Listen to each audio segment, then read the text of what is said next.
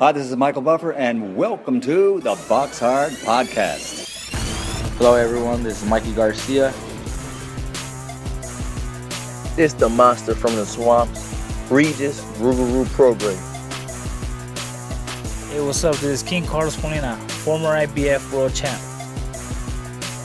This is Michael, the Bounty Hunter, 2012 Olympian and your people's champ. This is Charlie Edwards, flyweight champion of the world. This is Fast Eddie Chambers, and you're listening to the BoxHard Podcast with my main man, Joey Coastman. Hello everybody and welcome to episode 359 of the BoxHard Podcast. I'm your host Joey Coastman. I'm joined as ever by former heavyweight world title challenger, my good friend Mr. Fast Eddie Chambers. Eddie, how you doing this week, my man? Oh, I'm doing good, man. How you? Always good when speaking with you, Eddie.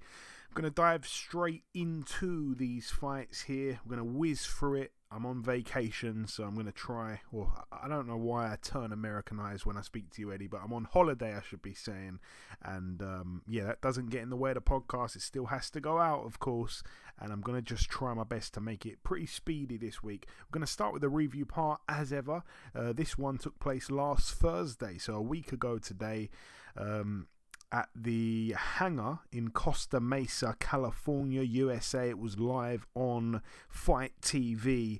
So Thursday, August 25th. It's just going so fast this year, it seems like, for me anyway. Ernesto Mercado, friend of the show, now 7-0, a second round KO here against Alfredo Blanco, who's now 22-11. That is the 7th KO in Mercado's career. Every fight won by knockout. He's the guy who had about 300 amateur fights. We had him on a few months ago. This one took place on the Friday. Murat Gassiev with a win. He had his 30th pro fight. He's now 29-1. Still has that sole defeat to Alexander Usyk. A first round KO here against Klaus Welch, who's now 21-3 with a draw. It was for the Eurasian Boxing Parliament heavyweight title. Murat Gassiev with a really quick and easy night's work, to be totally honest with you. We do need to see him way more active than he has been. I just still do not quite understand what's going on with him. I don't quite get it. The move to heavyweight from cruiserweight seemed to take ages, and then when he fights, he has an opponent like this, and we see one round of boxing, and then how long are we going to have to wait to see him again? This guy absolutely needs to get back. There's so many guys out there in the heavyweight division that I think he could probably beat, but we need to see the fights. I mean, at this point in time, no one's talking about him as a potential threat to the heavyweight crown or the heavyweight crowns. No one's talking about that at all. Why not? I mean, this guy should be right up there boxing the likes of, I don't know, the top contenders like your Dominic Brazils, like your Charles Martins, like your Gerald Washingtons. These guys, there's so many guys to pick from. I just don't understand what's going on with him. He is still young though, apparently. Moving out now to the Hard Rock Hotel and Casino. This one was live on Sky Sports, a top rank card. I'm going to start with the undercard. I'm going to just touch on this. I didn't actually see it, but Efia Jagba with a win, a TKO in round 2.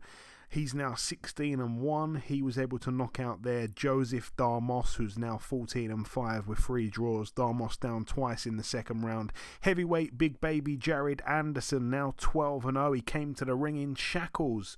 And he was dressed in like prison overalls. Really kind of weird. I've seen it done, I think, once before. I think it was Denis Berenchik.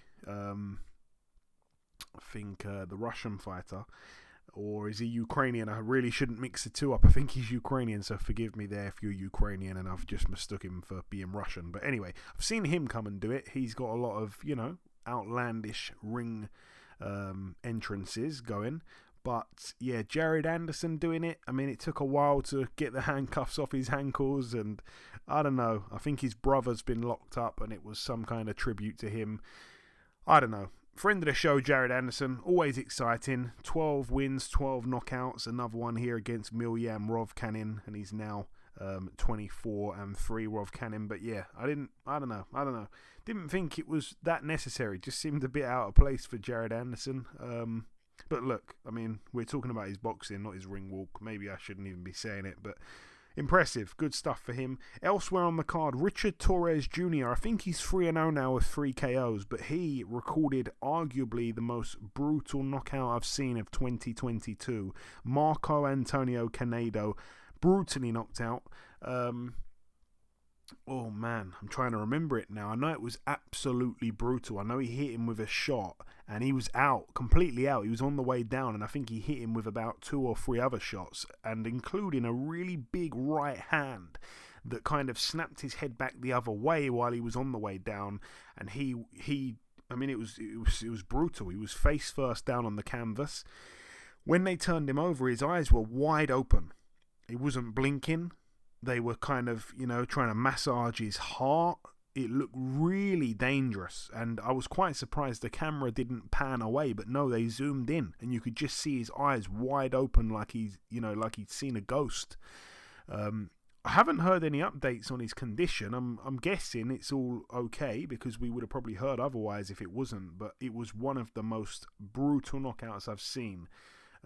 It really was. It was a terrible knockout, and I think he was down once prior to the stoppage, if I remember correctly. But the knockout was brutal from Richard Torres Jr. Moving on to the main event, Jose Pedraza now 29-4 with a draw. Richard Commey 30-4 with a draw. No one likes a draw in boxing. We don't see it too often. But this was a fight, I think, that was kind of scored quite fairly, I'd say, in the end, when you look at it and say, yeah, it was a draw. Obviously, there was a card either way, and then the draw, 95-95 from Gary Ritter. David Sutherland, I think, had it to Pedraza, and Henry Guerri, I think his name is, had it to Richard Commey. Richard Commey had his moments, to be honest with you. He still looked like he could, he brought the power up really to 140. Still looked like he could pack a good punch. Jose Pedraza, I've said it for years and years, so underappreciated. I honestly think he's one of the most skilled fighters in boxing, period. I know we've got a lot.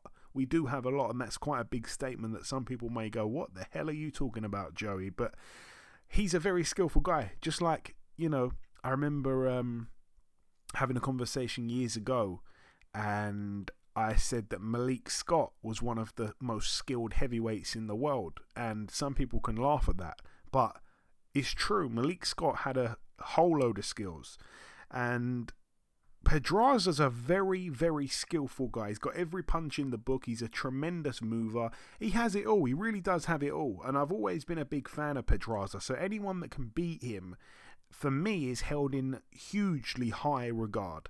I'll never forget, obviously, Gervonta Davis breaking on the scene, bursting onto the scene and getting Pedraza out of there. That was so impressive, and it's only gone on to be more impressive as time's gone on. It's aged so brilliantly, because no one has been able to do that really to Pedraza since then. But yeah, I felt it was quite a fair fight in the end. Very 50-50, like I say. Commey had big moments, and he started quite well. Pedraza, with the, I guess, more experience, really, kind of took over in some parts of the fight. But yeah, just a really close fight. I don't really have anything else to add to it. And like I say, I tried to whiz through the review part as fast as I could right there. That's all I have to say.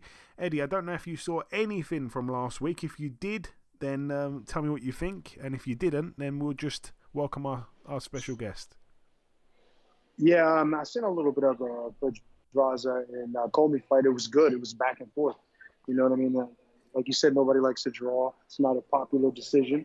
But in this case, it was like a real back and forth. I didn't see the entire fight, but because I was actually out and I actually was watching it on in a casino, believe it or not. But it was a good fight. It was a really, really, really good fight going from what I seen. Obviously, I thought in the last round in particular, I saw Commey came, and I think Pedraza had a really good round 9, and then Comey came out strong in the 10th early on, and but then Pedraza came back a little bit. Like I said, if you're going to give a fight a draw, you know what I mean, it's got to really be warranted.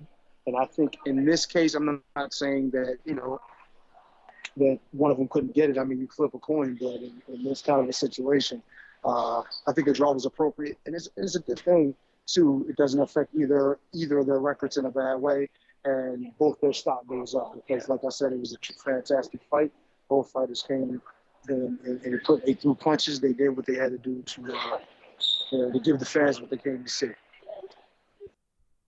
Yeah, absolutely. And just before we wrap up part 1, the final thing for me to do is to welcome this week's special guest.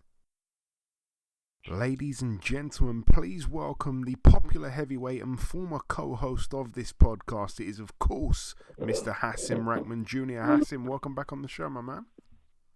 Joey Joe, what's up, man? It's good to be back. It's good to be here.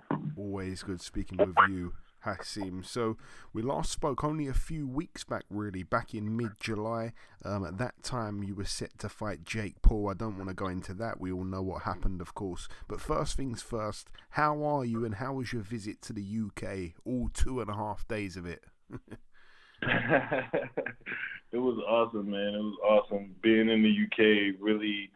It opened my eyes up to how big boxing is around the world, and how many people actually are in tune with what's going on in the sport that I love. And I received a king's welcome in England, so it was amazing. I can't wait to go back, and I'm very excited for everything that's to come. Absolutely. While you were here, of course, you announced live on DAZN that your next fight will be taking place in Sheffield, England on October 15th. You'll be boxing Vitor Belfort. Tell me, Hasim, what do you know about Vitor? I know that he's a MMA legend, superstar over there. He has a huge following. I know that he's very ferocious in the ring. And I'm looking forward to facing someone who is a black belt, someone who is well versed in combat fighting. So I'm looking forward to putting my skills on display against his skills in the boxing ring. And you received, as you said, a very warm welcome, a king's welcome from what I could see from the UK fight fans. How excited are you to be boxing here, though? Because I was obviously with you on Saturday and you were real excited about just going to the event on Saturday night as a spectator, but to actually be competing, fighting, doing what you do best. How excited are you for that? Man, words can't really describe it. It's a brand new feeling, and it's a feeling that I feel like has been built up in me for a long time. Just because I wanted so badly to compete in the Olympics when they were in London. And I fought through the U.S. Olympic trials. Obviously, I came up short, so I wasn't able to go over and compete. And, a lot of people never get the chance. They fight for years and they box for years and years and years, and they never get the chance to go over to such a place that loves boxing so much and be able to display their skills. So I'm extremely grateful for the opportunity. And there's been a lot of rumours circling in the past, if I'm not mistaken, about Vitor perhaps being on PEDs. A lot of people felt like he'd been juiced up in the past. Is that a concern to you in any way? I mean, it's a concern, but it's not anything highly alarming. I feel like he's severely handicapped in this fight. Sometimes you'll have a handicap when you go into sparring, and a fighter won't be able to use their jab, or they will only be able to use their jab and have to host a whole sparring session with just the jab. And sometimes you have to stay orthodox. Sometimes you have to stay southpaw. That all plays an effect in what's going on in the ring. And I feel like Vitor will be severely handicapped come October 15th. He's not going to be able to do the things that he's used to relying on in order to maintain success. he's gonna have only his two hands. So the PEDs, obviously that's always a concern when you have someone who's a habitual user. But for this fight, I don't see it playing a huge effect. I think that my boxing skills are gonna pay the bills on October 15th. I think that regardless if he's on PEDs or testosterone boosters or whatever he's on, it's not going to be enough. I think that my jab is going to dictate the way this whole show goes. And talking about the jab dictating how the show goes, how many rounds is this fight, Hasim? And is it a proper fight that's going to count on your respective boxing records? As far as I know, yes. It'll be a professional bout, and it's for 4 rounds. It's a 4-round bout. So I think that people can expect to see fireworks, especially in a 4-round fight. He's known for not having the best gas tank. I'm known for my issues with cardio. So I think that it'll be a very, very fun fight to watch and see who runs out of gas first. See who can push that button to knock their opponent out. And the fight's only 6 weeks away already. Obviously, you were here on the weekend. You're now back home. You're going to be here again, obviously, in 6 weeks' time. And I know it's still a little bit early, but have you got a plan yet of when you're looking to arrive back in the UK for the fight? Yeah, I'll be there the week of the fight. Okay. And you posted something on social media which I found interesting. You posted, I think it was 7 different fight posters of you against 7 different opponents, which I'm guessing you want to fight in the future. Tell me more about that. Is that the long-term plan? For me, yeah, I would like to fight everybody that I posted. I feel like all those fights are makeable fights. I feel like all those fights can be made, and not only can those fights be made, but they can be made anywhere in the world. They can be made in England. They can be made in America. They can be made in Saudi Arabia. Those are all fights that can be broadcast and be held anywhere in the world. Okay. And my final 2 questions for you. I'm going to come to you about this one first. I just wanted to get your fight prediction, Hasim, if you have one. You mentioned that you're both kind of known for, I guess, not having the greatest of stamina. It's obviously a 4-round fight. I think everyone's probably expecting a quick start. How do you see the fight unfolding over the 4 rounds? I just pray for victory and health. And I'll be looking to come in healthy and leave healthy, and I'm looking to leave victorious. So however that comes, whether it be a first-round knockout or a 4-round war, I'm just looking to show that I'm the superior boxer. And this has nothing to do with anything he's accomplished outside of a square circle. This is straight hands, straight all hands, no feet, no grabbing, no headbutts. Like I said, this man is severely handicapped, and I just look to let the boxing do the talking. Sometimes you get in there and you hit a guy with a shot in the first round, and then he finds a way to survive for the rest of the night. There's nothing you can do about it. And then some people get hit with a shot, and then they come for it harder. And I think that's the type of fight I'm in for. I think that once I hit Vitor, I think that he's gonna come in even harder and even faster and even stronger. So I'm looking for the pace to increase every round. I think it's gonna start fast and it's gonna be fast the entire time. He will be the fastest opponent I ever faced. So I'm looking for this to be a show full of fireworks. Vitor, we all saw him blow away Evander Holyfield, obviously. Even though your father, of course, boxed Evander when your father was fighting, so I don't know how you feel personally about Evander, but is there a bit of you that kind of wants to get some revenge for Evander, for the whole sport of boxing, for what Vitor did? It's not really even about Evander. It's more so for boxing. I think he was really on his high horse after the fight. The man was yelling and screaming at the microphone immediately after the Evander Holyfield fight. So that even more touches on your PED question. But I think that no matter how old you get in this sport, and no matter how old you get in either sport, when it comes to combat fighting, you still can learn. And I'm looking to give him a lesson come October 15th. And I'm just going to throw this in lastly. How do you feel about Jake Paul at the minute, Hasim? I still feel the same way. I still feel like he's a fraud, a phony, and I want to expose him. So if this fight gets me even closer to getting in the ring with him, then all the better. I think that it's only a matter of time before he gets exposed, and I may not be the first person to expose him. Maybe Anderson Silva beats me to the punch. Okay, Hasim. Well, like I say, it's always a pleasure speaking with you. Thank you for your time. It's always good to have you back on the podcast.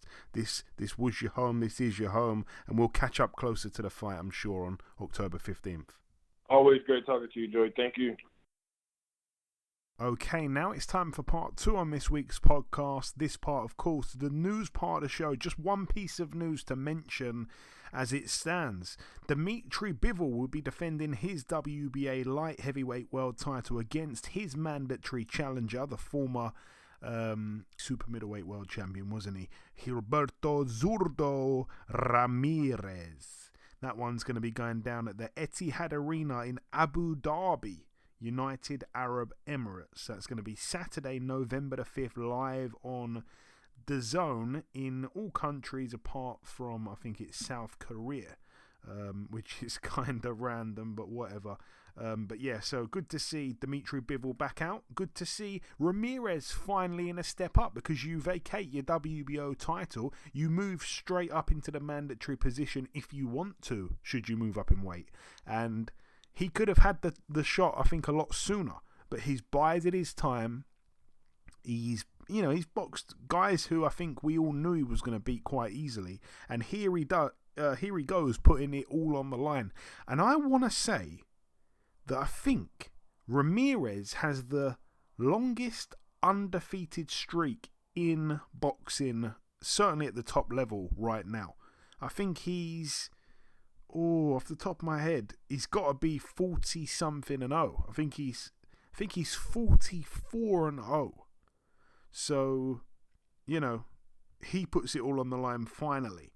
And yeah, it's been a long time coming since he's, boxed a really high level opponent. We didn't even really see it during his reign at super middle, because for whatever reason he didn't seem to get it on with the other champions, and it was a great shame, to be honest with you. But anyways, it is what it is. It's a thing of the past. Like I say, only one piece of news to mention as it stands. So moving on now to the preview part of the show. We're going to start here with this one. It takes place on Saturday at a place in Mexico called Sonora in Hermosillo. Over here, this one's going to be on DAZN, by the way. Over here we have, let's start with the undercard. Just really one fight to mention on the undercard. Hector Calixto, who's 20-0 with 4 draws in a 12-rounder here against Sivanahi Nonshinga, who's 10-0. That's a fight there at light flyweight. Moving on to super flyweight, though. Oh, I love seeing this guy fight. Juan Francisco Estrada, 42-3, returns to the ring after, I think, a year and a half out, if I'm not mistaken. And last time we saw him box, we saw him beat Chocolatito. So we haven't seen him fight since then. It was a year and a half ago when he beat Chocolatito on a split over 12. He gets in here with a guy called RG Cortez, who's 23-2 with 2 draws, never been stopped.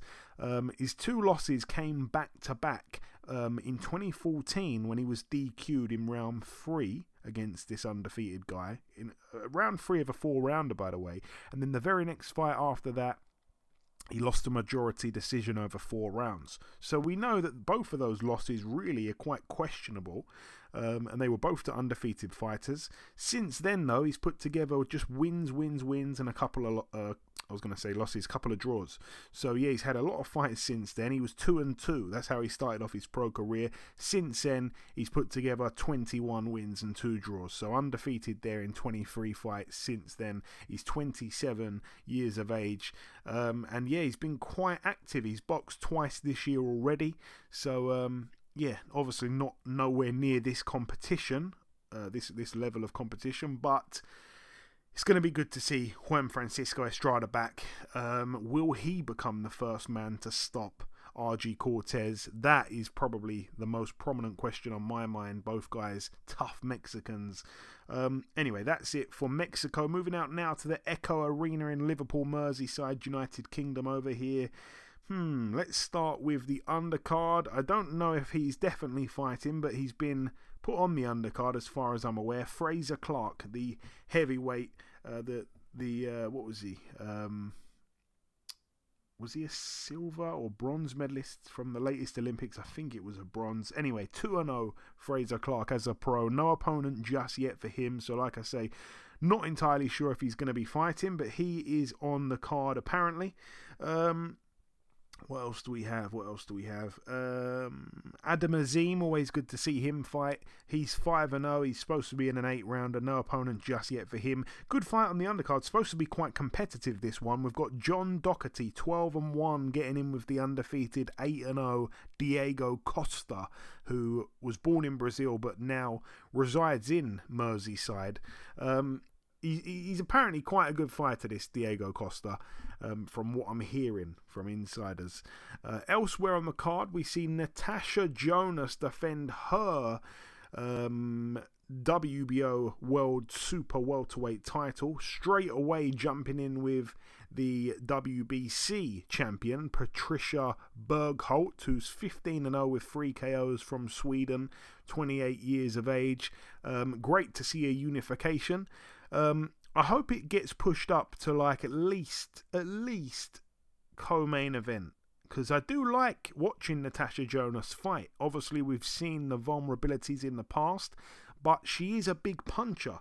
For a female, I think it's fair to say, certainly around those weight classes there, not full of big punchers, but it's going to be good to see her getting in with this lady here who is undefeated. I'd like to see the odds on the other lady, to be totally honest, but saying that, I'm not sure. I haven't seen the other lady fight. Been in with Hannah Rankin, beat Hannah Rankin, but Hannah Rankin does have a few losses. Anyway, could be a good fight there. Hopefully Natasha Jonas becomes unified champion. That of course is over 10 2-minute rounds. Dan Aziz as well. This is a really good fight. Dan Aziz 16-0, defending his British title against former holder of the belt Shakan Pitters, 17-1. That one loss came to Craig Richards. It's a great fight, really good fight. I'm happy to see 2 of the best light heavyweights we have in the country getting it on. Obviously, I've said for many years now, there's so many great domestic fights that can be made at light heavy. I'm really happy to see this one going ahead. Dan Aziz, at times I think he's got a decent resume, to be honest with you. The likes of Hosea Burton, when I think about it, Andre Sterling, Ricky Summers, those kind of guys.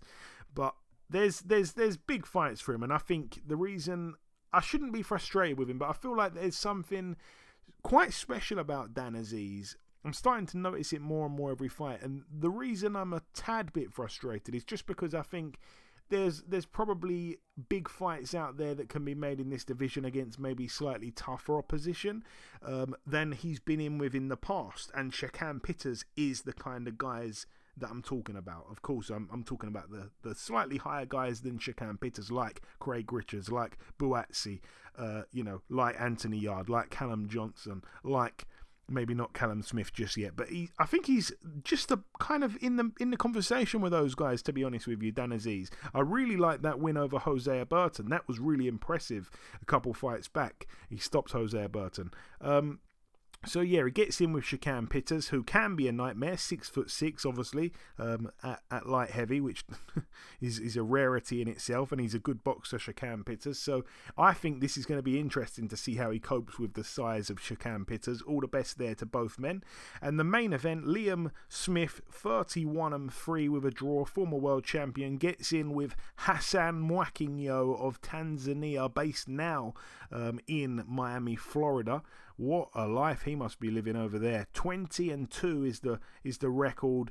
I guess famous really for knocking out Sam Eggington in 2 rounds back in 2018. But he did build off that slightly when he got in there with a faded version of Julius Indongo. That one was last time out. That one was in September of 2021. He was able to knock out Indongo in just 4 rounds. So I think the power is real, sort of. But yeah, you know, we're talking about him fighting Liam Smith, one of the best fighters we have in the UK, who's notoriously tough as old boots. So I think I don't even really know if it's a good fight, to be honest. I'd say he's going to probably stop Mwakinyo, probably with a body shot. Yeah, Liam Smith, really good fighter. Mwakinyo, yeah, a bit of a flash in the pan, even though it can come across at times a little bit disrespectful. Okay, that's it for that one. Moving out now to the Huntington Center in Toledo, Ohio. This one over here, just one fight to mention. I don't even think it's televised, but I just want to mention this guy's name at every opportunity I get a chance to. Albert Bell, 21-0 in a 10-rounder here for the WBO NABO Super Featherweight title against Nicholas Palanco, who's 20-2 with a draw. I just want to say, why are the US guys not making more noise about Albert Bell? I think he's a really good fighter, but I don't think he's with a major promoter. So unfortunately, because of that, it seems like, I don't know, he's just not on the tip of the tongues of boxing fans, and they're not really talking about him in big fights. He's got good rankings. I just don't understand why no one's pushing him a bit harder. I don't even have to check, but I just can guess that he doesn't have a big social media following. He's one of them guys. He's just not been managed or promoted well. And I remember him beating Andy Vences 3 years ago now. And Andy Vences, I think was with, if I'm not mistaken, I want to say Top Rank.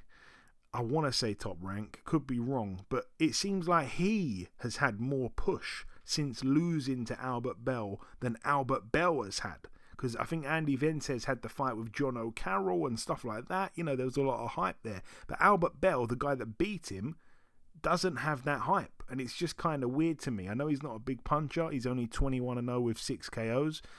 I don't know. You know, he's a big guy for the weight. He's a 6 foot tall super feather. You know what I'm saying? This guy needs to have more noise made about him. And if I can do my bit, then I will. Moving out now to this one here. I'm not sure which one to go to first on this. Yeah, let's go this one. This one takes place, by the way, at the Farmers Market in Oklahoma City, Oklahoma, USA. Again, it's not going to be televised, but I just want to mention it. He's been around forever. Carson Jones, 41-15 with 3 draws. He hasn't fought for 4 years. 4 years out the ring. Sorry, 3 years out the ring. Just checked it. 3 years out the ring. And he gets in here with Demetrius Walker, who's 8-37 with 2 draws. Again, there's not too much on this weekend, so we are a little bit clutching at straws. But yeah, 3 and a little bit years out the ring. You got to mention the old man. And I say that respectfully. I think he wouldn't mind. He's got to be about 55 years of age now, Carson Jones. He's been around forever. And then the big card of the weekend goes down at the Crypto.com Arena in Los Angeles, California, USA.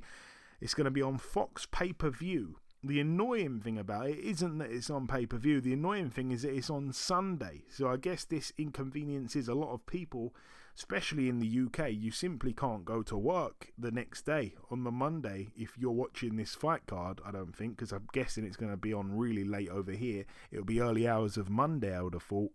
And in the US even, I guess it depends on what time zone you're running on, but this is a late not a late card, sorry, an inconvenience if you're working on Monday, regardless of where you live in the UK or the US. Certainly though, the UK, you can't go to work on Monday if you're planning on watching it live. Anyway, let's start with the undercard. Let's start with the undercard. Former world champion, friend of the show, Charles Martin, 28-3 with a draw, gets in with Devin Vargas, who's 22-7. The only thing about Vargas is that he tends to get knocked out quite a lot. He's been knocked out 6 times in his 7 losses, including last time when he got banged out in 4 rounds by Zhilei Zhang, who of course boxed last weekend, and that was his last fight. It was almost 2 years ago. He hasn't been seen since then. He also went the distance and lost to Junior Farr over 10 rounds, lost in a round to Andy Ruiz, lost in 3 to Dominic Brazil, lost in 6 to Kevin Kingpin Johnson, albeit about 13 years ago. He's been around for a long time, Devin Vargas, but he shouldn't really have anything to trouble Charles Martin, and it's an 8-round fight, that one there. This one's over 10 rounds here. Abner Mares, first time he's boxed in just over 4 years. This is shocking, actually. Former world champion, even though these days he's on the screen doing pundit work. He's 31-3 with a draw. He gets in with friend of the show, really nice guy, Miguel Flores. I'd love to see Flores win. I think this is the right time to beat a big name. This is the right time to get Abner Mares after all this long time of inactivity. The only thing is that Flores tends to lose all of his big fights. He's lost, obviously, to Chris Avalos, lost to Eduardo Ramirez, lost to Leo Santa Cruz. All of his big fights, unfortunately, have been losses. So all the best to Miguel Flores. Like I say, really nice guy, friend of the show. Elsewhere on the card, we've got Rais Aleem, who's 19-0. They're talking about this guy as a future star, perhaps in the future. He boxes here for the WBO, NABO Super Bantamweight title. He's only 5'6", Rais Aleem. I didn't actually notice that. Promoted by Marshall Kaufman. 32 years of age. Okay, that's interesting to me, because they are talking about this guy as something for the future for sure. He gets in with Mike Plania, who's 26-1. The one loss came to Juan Carlos Payano 4.5 years ago. That's not a bad guy to lose to. This could be an interesting fight. He holds a win over Joshua Greer Jr. I remember that one. If I'm not mistaken, I think that one was in the bubble during COVID. I'm pretty sure it was. Yeah, I'm pretty sure it was. Yes, it was. So yeah, Mike Plania, not a bad fighter, that one. So yeah, that's going to be interesting. We've also got Joey Spencer, 15-0, getting in with the also undefeated Kevin Zambrano, who's 14-0 with a draw. We've got Jose Valenzuela, 12-0, getting in over 10 rounds for the WBC Continental America's lightweight title against Jezreel Corrales, 26-4. We've got Isaac Cruz, 23-2 with a draw. Seems like he's been so active in recent times, really active. Obviously lost to Gervonta Davis in his one loss. He's got 2 losses, hasn't he? Lost to Gervonta Davis, lost early on in his career. Can't remember who it was to.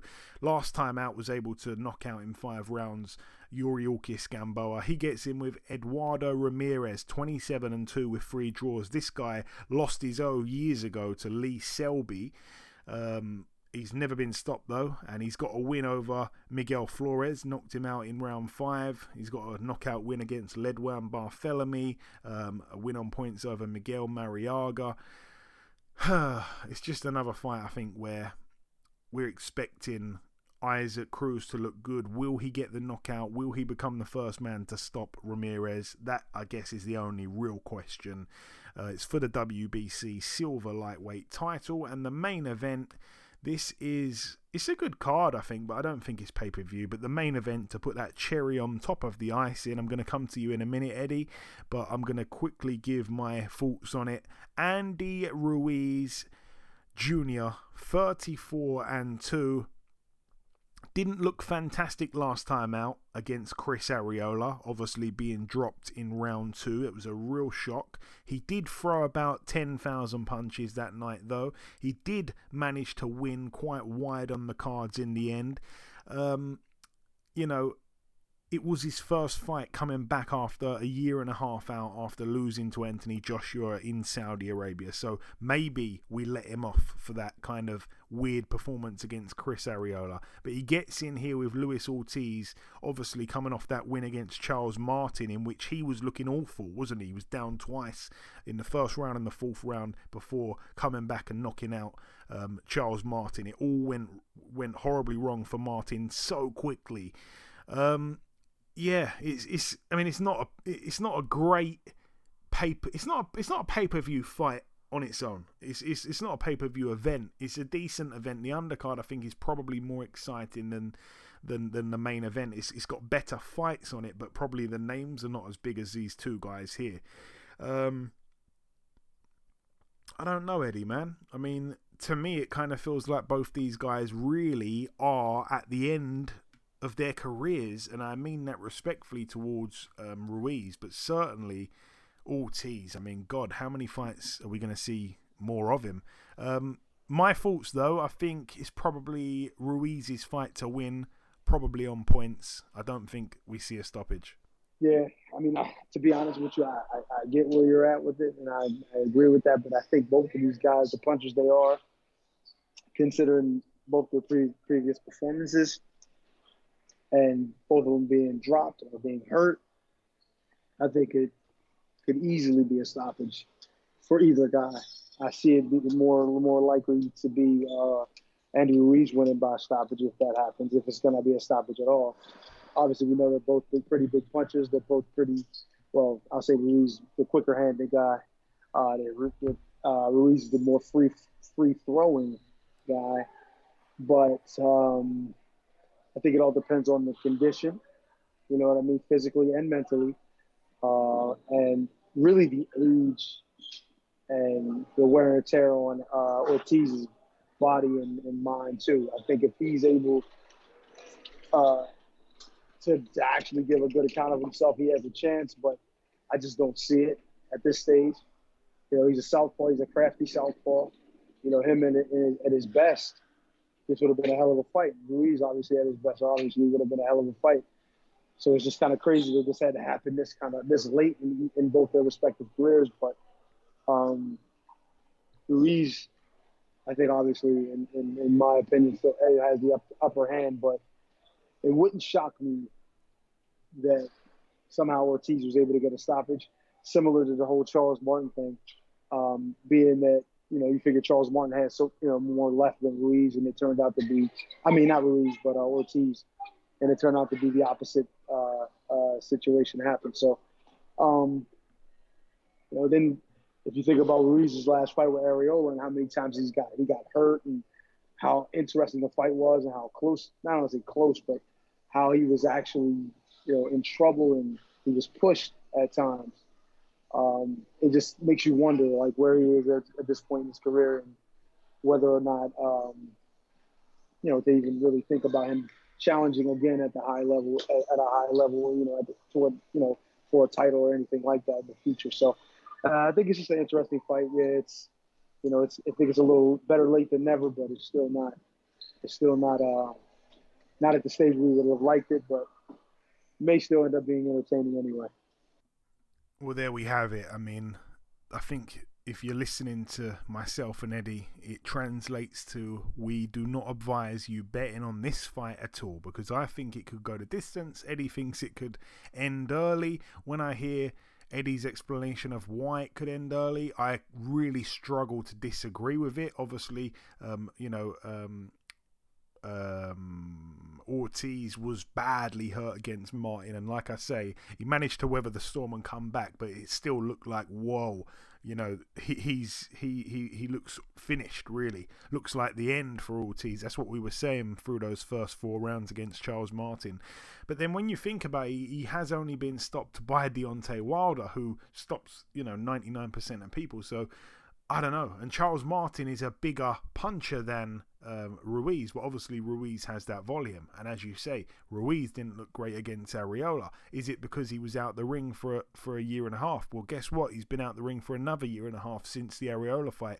So there's a lot of question marks, and it is set for 12 rounds. Will we see the 12th round? I haven't got a clue now. Eddie's made me really have to think about things. So, yeah, I don't think I'd put any money on that fight. I'm going to see what the odds are, and if there's anything kind of, tempting in terms of a good price, then maybe I'll jump on it just minimally.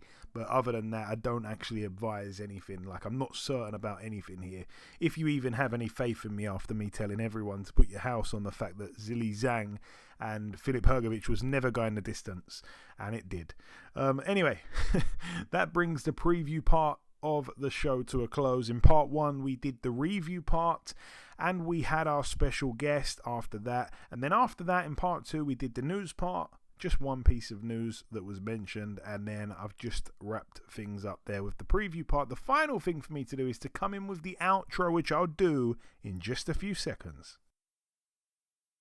Okay, and this wraps up episode 359 of the BoxHard Podcast. I've been your host, Joey Coastman. Eddie Chambers has been with me for the duration of the show. A special thank you to our special guest this week, the former co-host of the podcast, Mr. Hasim Rahman Jr. The biggest thanks of all, though, goes out to you, the listeners. There has been one or two pieces of news break whilst we've been recording the show. Joe Cordina will be defending his IBF Super Featherweight World title against his mandatory challenger, Shavkat Rakhimov. That one to go down in Abu Dhabi on November the 5th as part of the Bivol Ramirez undercard. For those that don't know or don't remember, Rakhimov did box for the vacant IBF Super Featherweight World title in the past. It was back in February of 2021 where he and Joseph Jojo Diaz drew over 12 rounds, and many people felt that Rakhimov deserved the win and deserved to be champion that night, so I predict a really hard fight here for Joe Cordina. And also another fight's been added to that undercard. It's Chantel Cameron against Jessica McCaskill. That fight to take place at 140, so McCaskill's coming down in weight here. Chantel has got 2 of the world titles at that weight, and I'm told that the other 2 world titles held by Callie Reese have been made vacant while she focuses on her Hollywood acting career, so it's a chance here for one of these ladies to become undisputed super lightweight world champion. That aside, it's an unbelievable fight. There's no way I can't see this fight being an all-out war. Both ladies are so aggressive. Both ladies have heart in abundance, and this, for me, and I know that this is a bold prediction, but for me, this is the female equivalent to Hagler Hearns or Gatti Ward. I cannot wait for that fight there. November the 5th is the day in Abu Dhabi. But that's about everything from myself. Enjoy your weekends, people. Stay safe, and we shall see you all again next week.